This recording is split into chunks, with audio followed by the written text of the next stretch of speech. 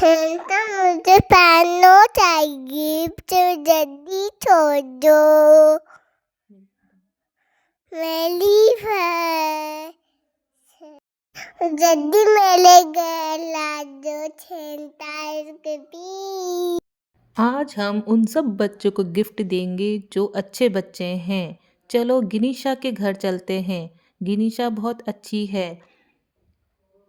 गिनीशा देखते हैं गिनीशा को क्या चाहिए गिफ्ट में। क्या लिखा गिनीशा ने? गिनीशा को तो पियानो चाहिए। ओके, अभी लेकर आता हूँ। ये आ गया पियानो। ये मेरी प्यारी सी गिनीशा के लिए पियानो और उसके लिए चॉकलेट। बाय बाय गिनीशा, मैरी क्रिसमस। अपना ध्यान रखना। छेंटा